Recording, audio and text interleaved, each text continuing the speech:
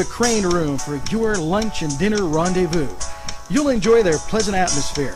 The Crane Room takes pride in their wide variety menu. Appetizers, sandwiches, soups, salads, entrees, pasta, and the best burgers in town. Newcastle's best selection of domestic, import, and craft beers from around the world, and the Crane Room features a 35-tap draft system. Ask about their daily specials that will please you every time. The Crane Room is located at 3009 Wilmington Road in Neshannock Township. Call 724-656-1553.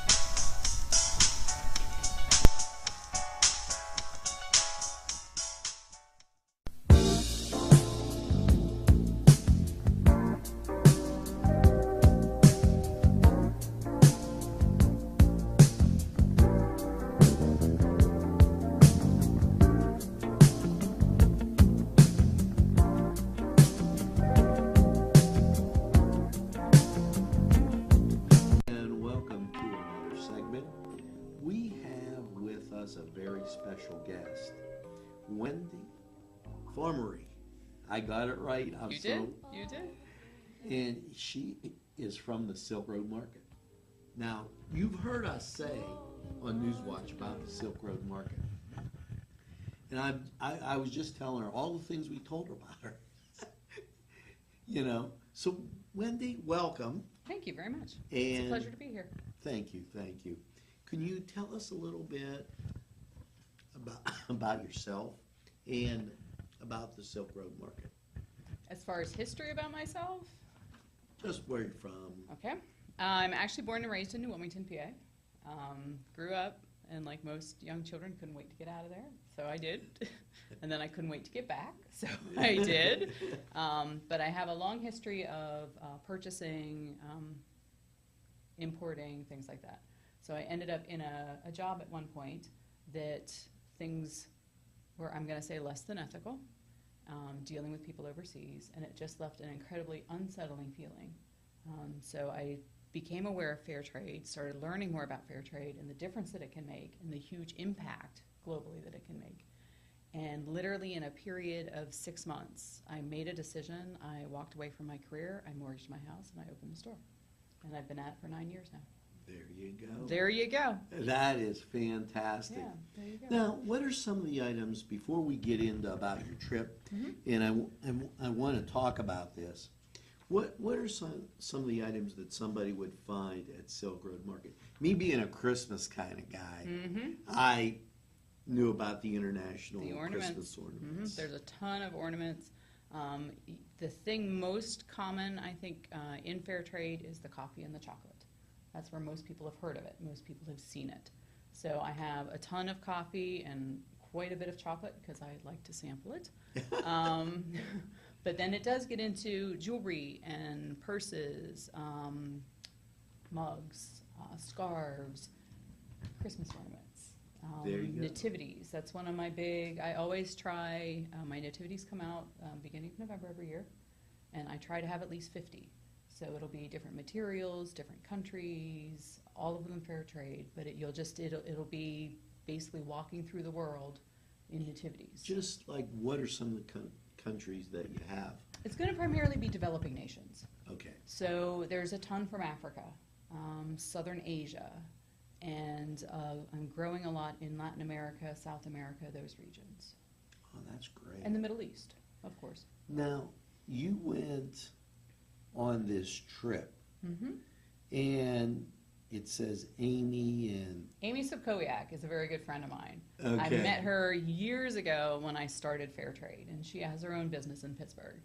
And she is the one who first took me down to Nicaragua the first time. So this was actually my second trip down. And the first time was uneventful, fun trip, met great people. This trip, she's like, Wendy, you know, I'm going to go find the balsa wood carvers in the Solentinami Islands. Do you want to come? Sure. I love a good adventure. Sure. And she's like, oh, it's going to be an adventure. I'm like, excellent. And that's what started the whole thing. So we literally started talking the beginning of December, kibitzing, what can we do, where can we go, and the trip all pulled off within about 30 days. Wow. Now, what you said, balsa Balsa wood. It's just a tree. It's a kind of tree. It grows incredibly fast. So it's considered sustainable, and that's one of the main concerns with fair trade is we want to be sustainable. Because if you deplete your environment, you're no longer going to have something to live off of. So they're always trying to find things that they can use, like bamboo, the balsa wood, things, trash. They use a lot of trash in fair trade because that's unfortunately, it's a steady resource for them. There's a place in Ethiopia that uses bullet casings because unfortunately Ethiopia's had so much war.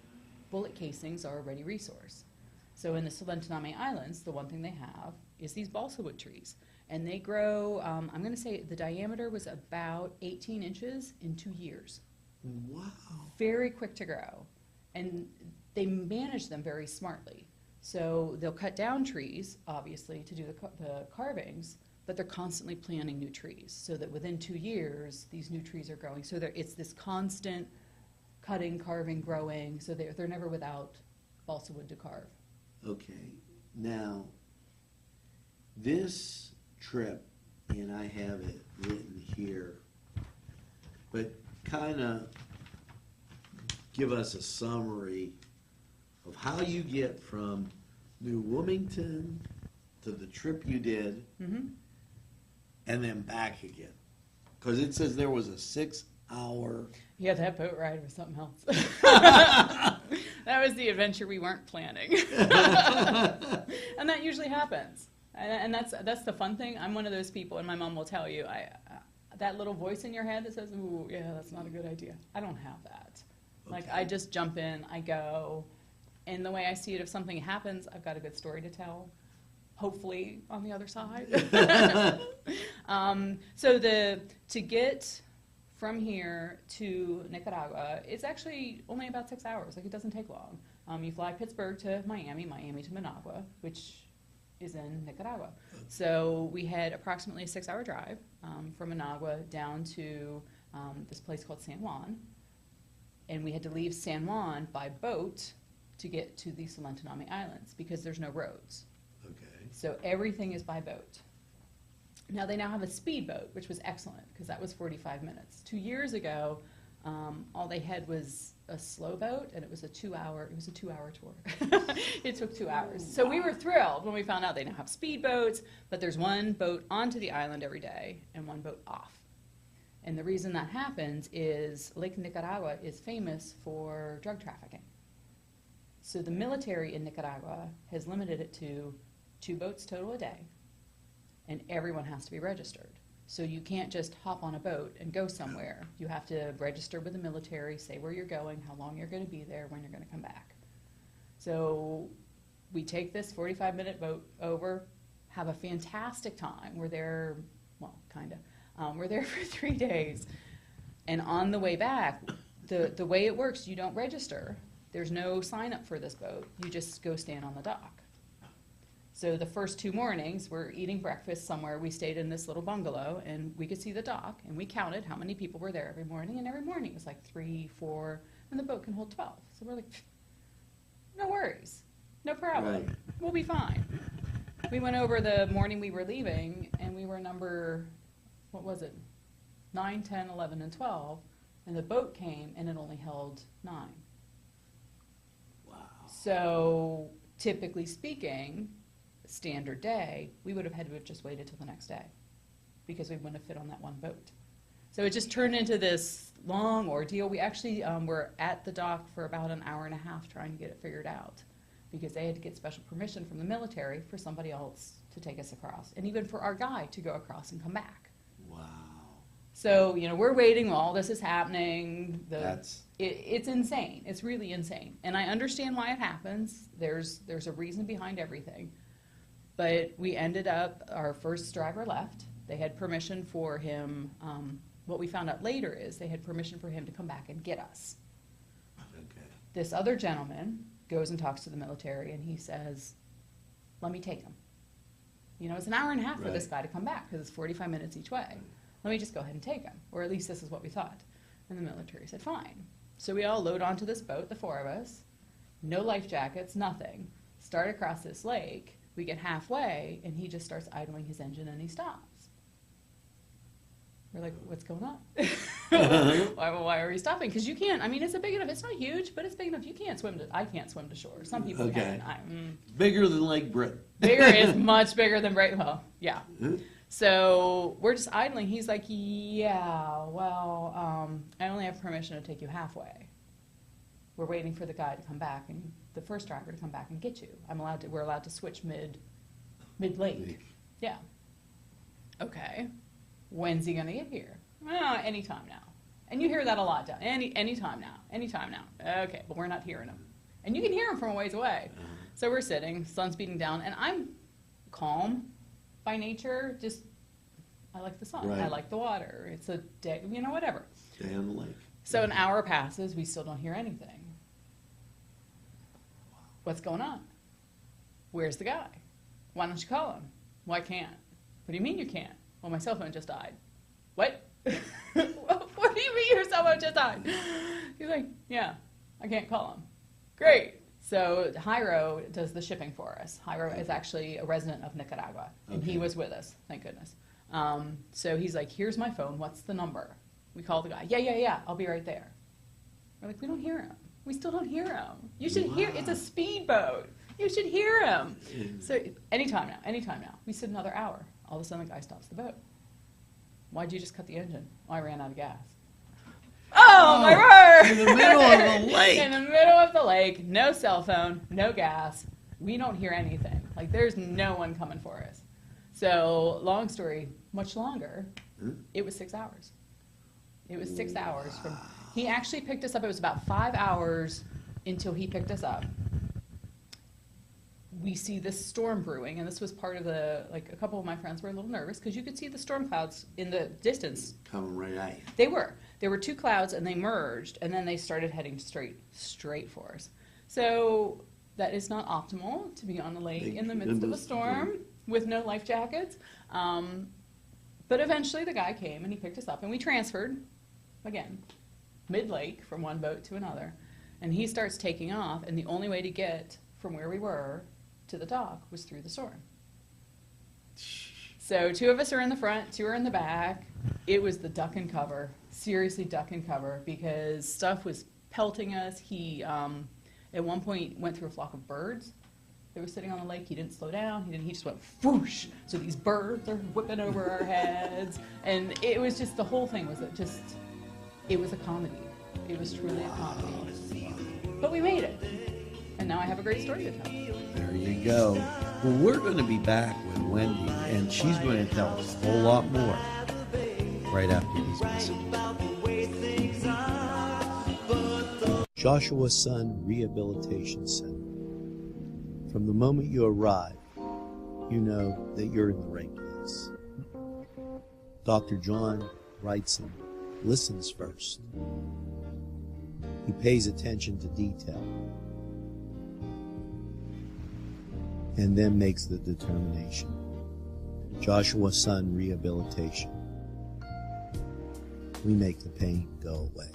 Hi friends, I'm Gary West, and whether you find Augustine's Pizza at your local grocery store or at their restaurant in Newcastle, the folks at Augustine's Pizza hope that their pizza is always your first choice for any and all occasions. Welcome back, and in this segment, Wendy brought some pictures with her for us to share, and they're going to appear behind us. Excuse us, we don't want to block anybody's view, but Wendy's going to tell us about her trip and these pictures that she brought back. Wendy, go ahead. Okay. The first picture we're looking at is actually the streets of Managua.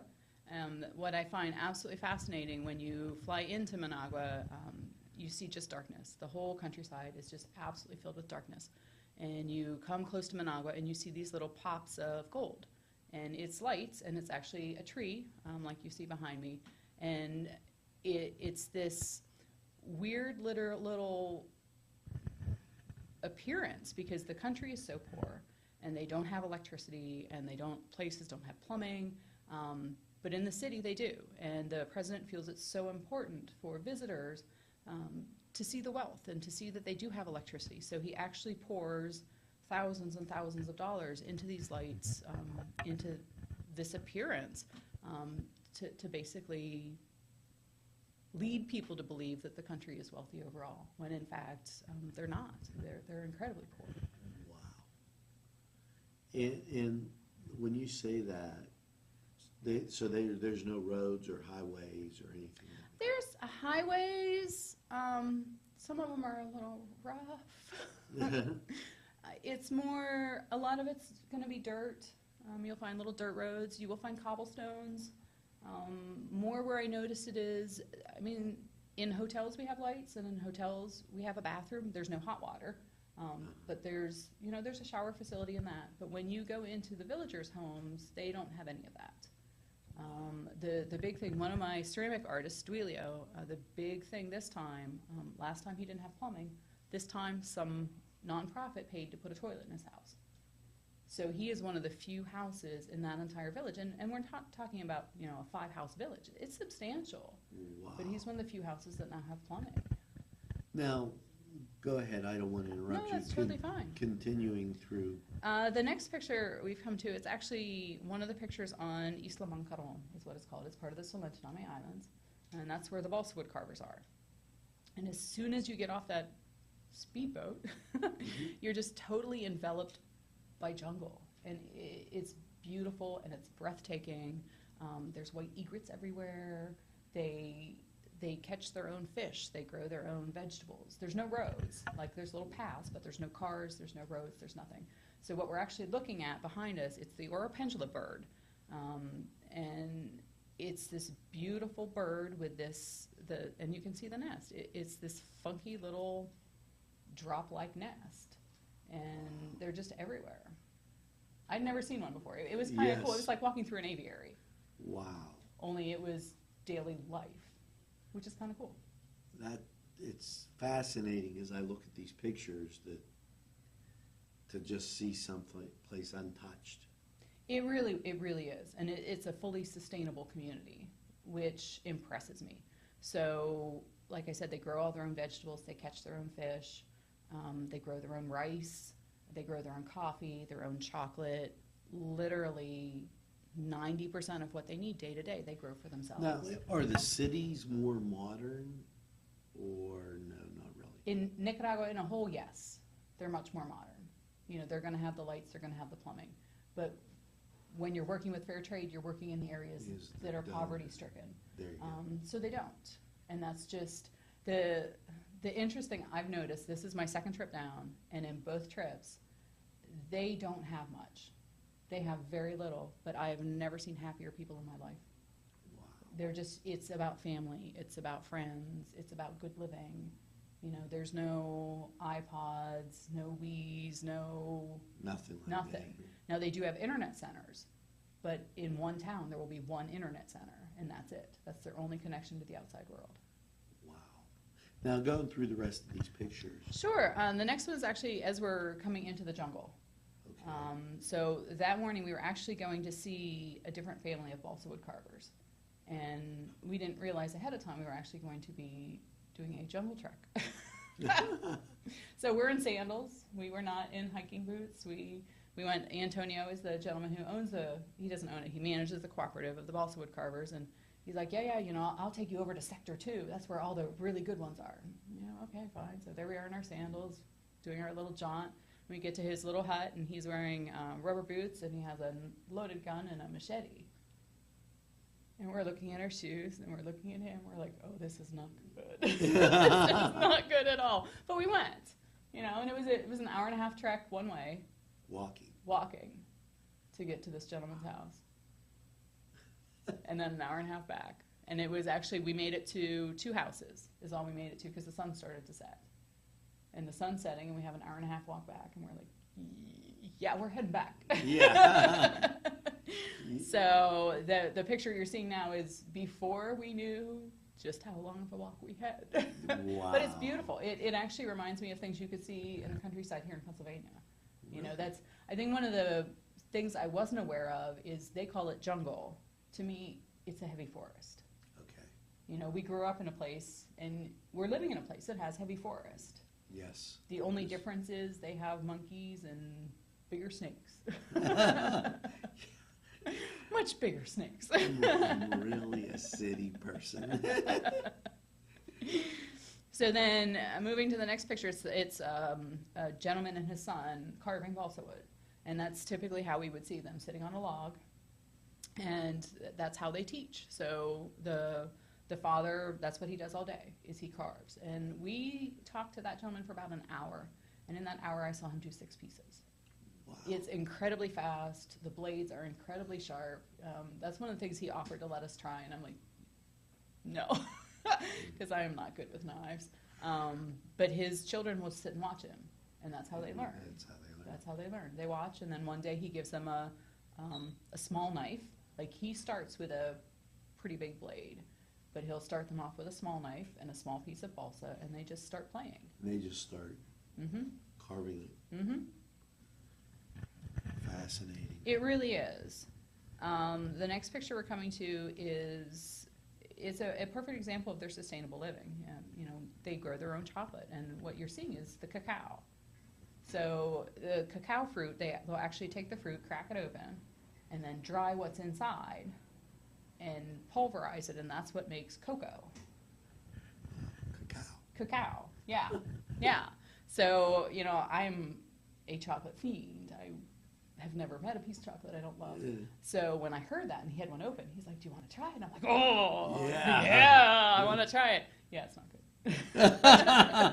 It was slimy and it was not good. So I'm very glad they figured out a way to change it. So you sweeten it up.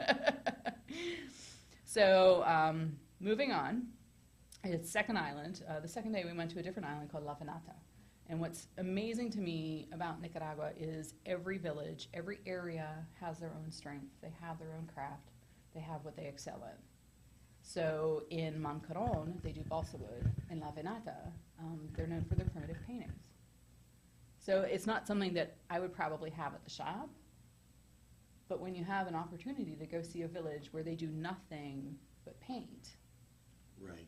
why would you not? So we spent the day there watching him. And Rodolfo is actually, he's won national awards in Nicaragua for his painting.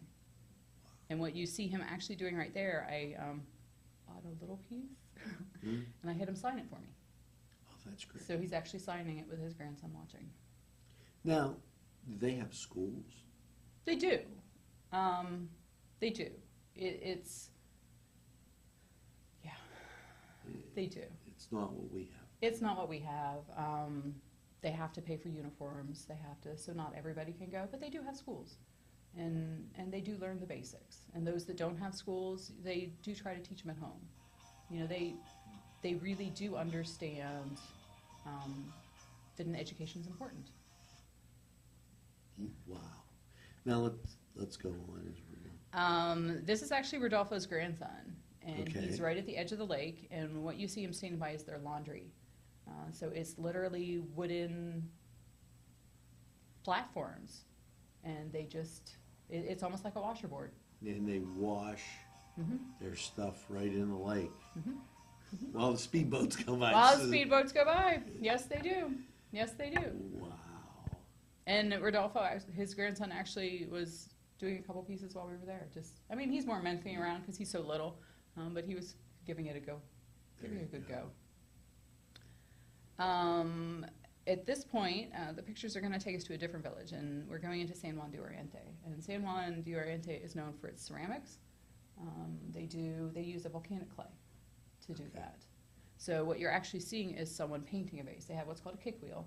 It's operated all by foot, by kicking back and forth. And I got a chance to try it, and it is not easy. It's very hard. Ceramics are very hard, I'm going to tell you. And getting your foot going, like I evidently have no coordination and no foot speed, because I mean they have that thing whipping. It's unbelievable how fast that goes, and mine was barely creeping.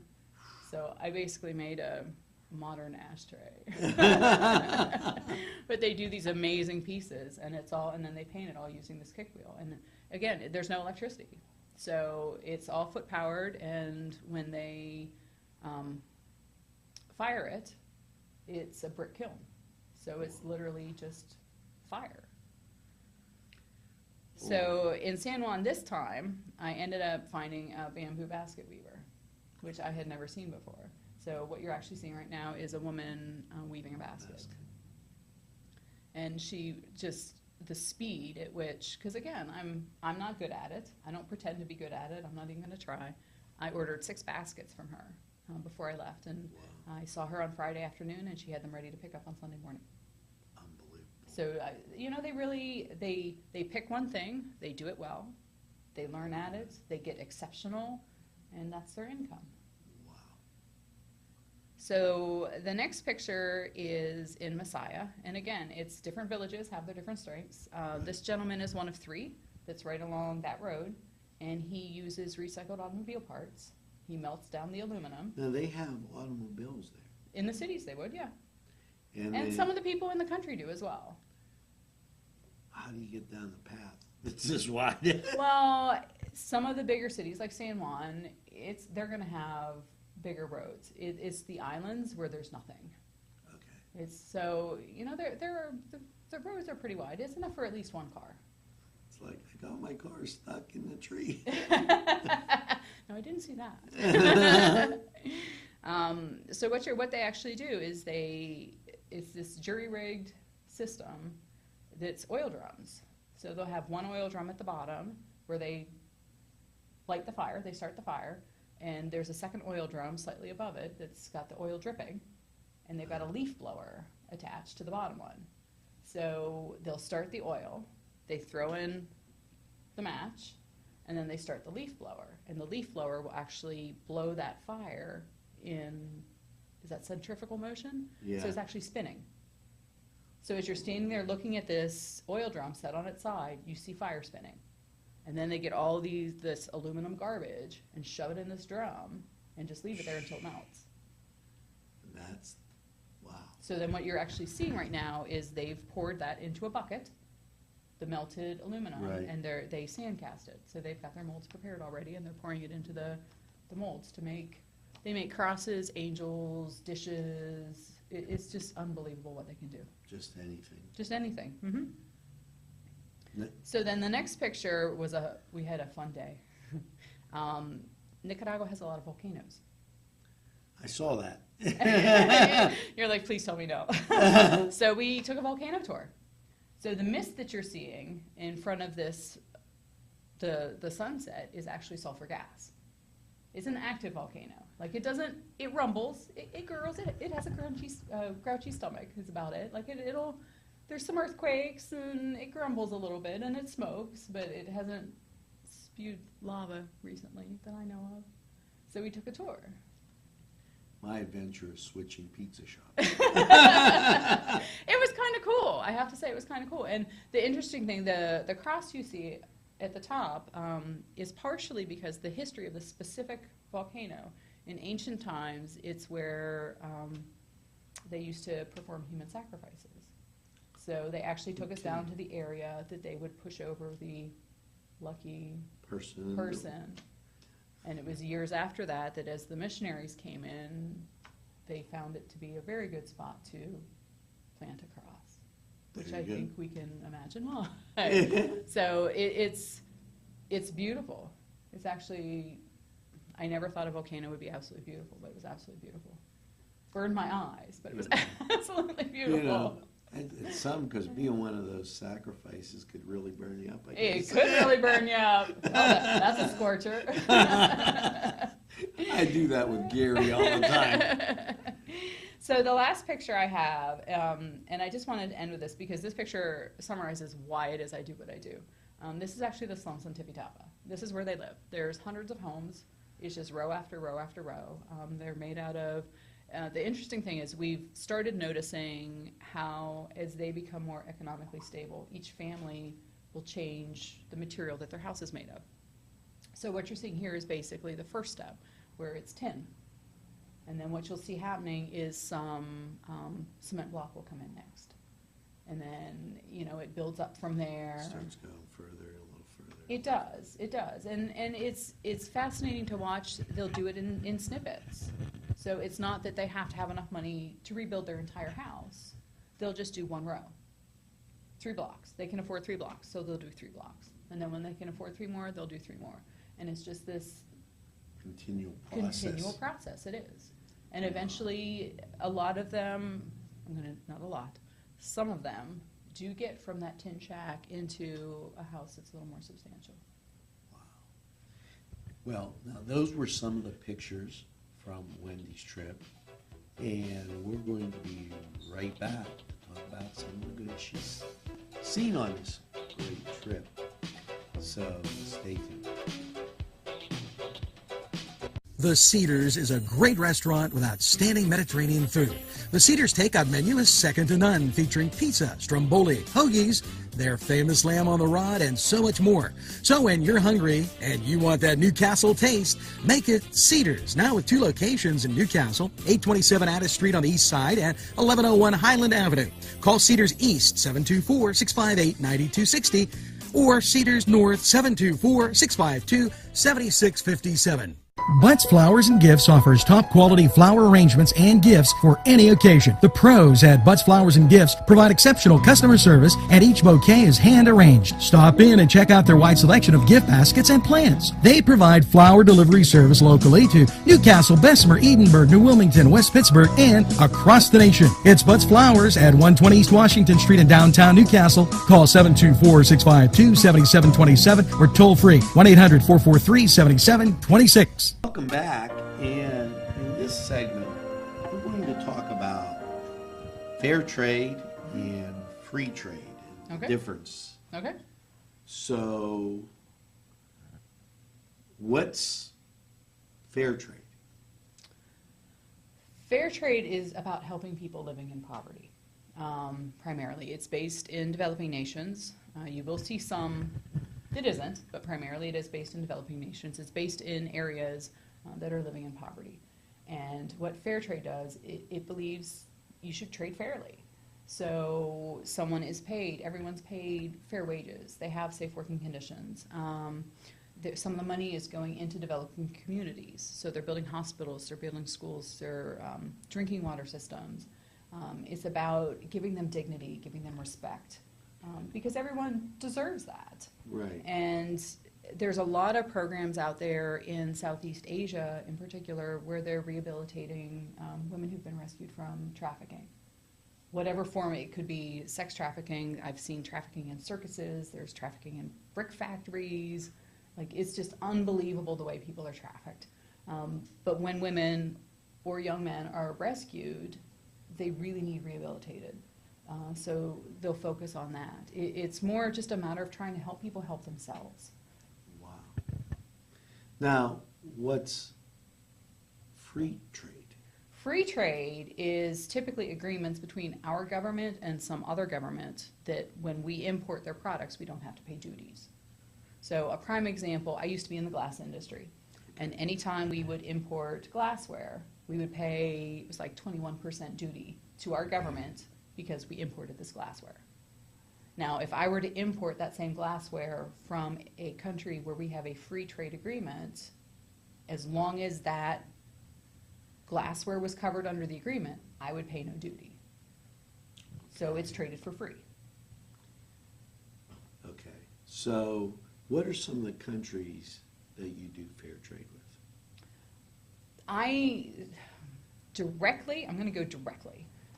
Because I do buy, I'm slowly morphing my store. I've been in business 9 years. Okay. And when I first started, I bought through like 10,000 Villages, Global Crafts, like the big, what we consider the biggies. You know, they in turn then work with all these cooperatives. And slowly, as I've been building my own confidence, and you know, I start with one and then build to two, I'm now working direct with a lot of cooperatives.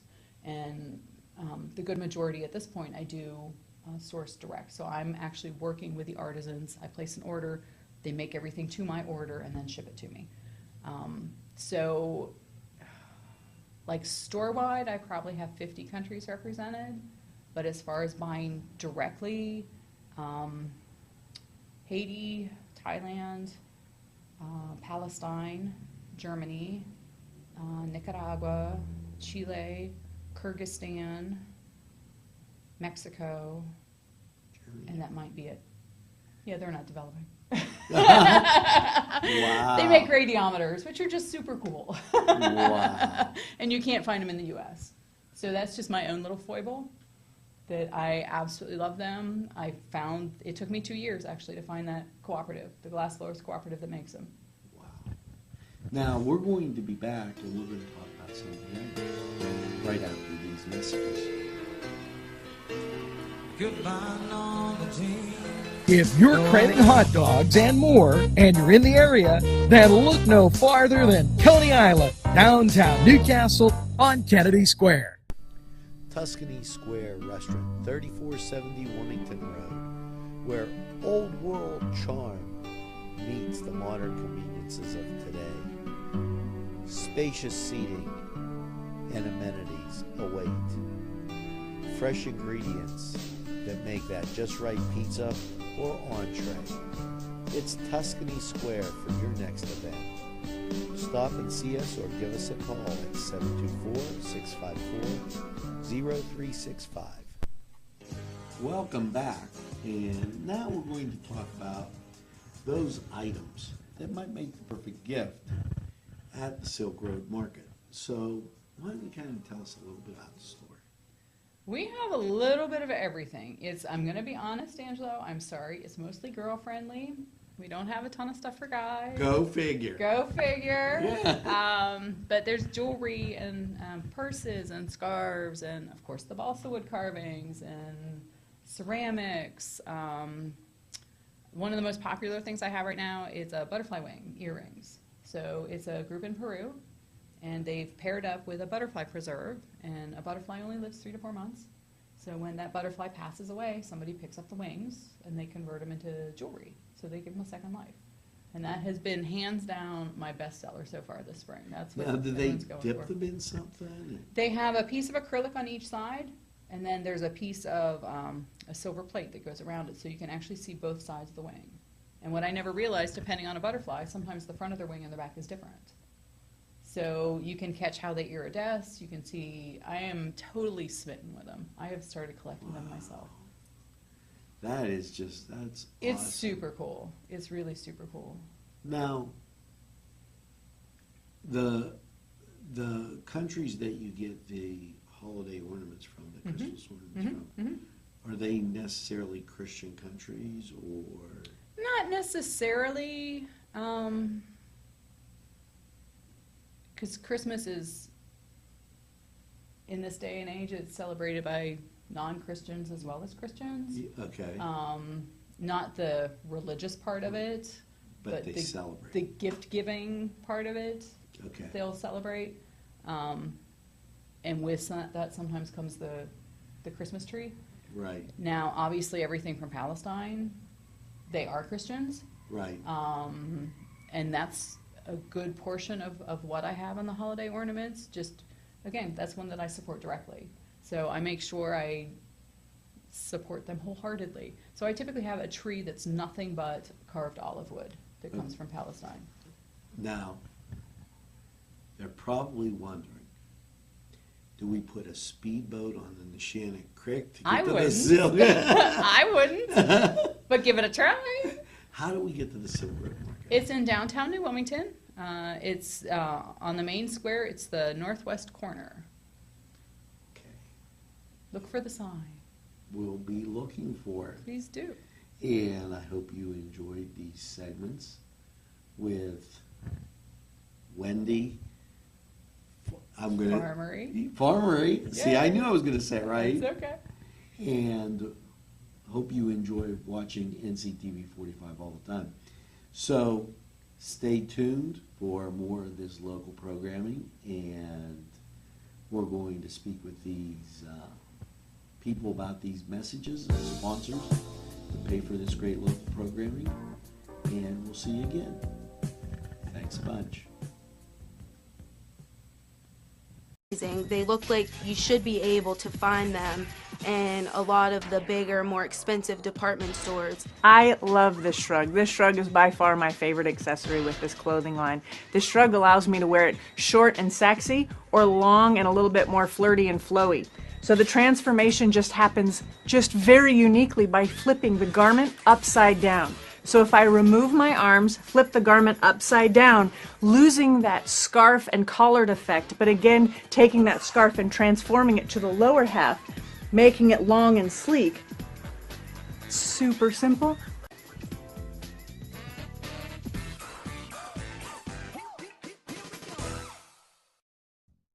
Bring in the NCTV45.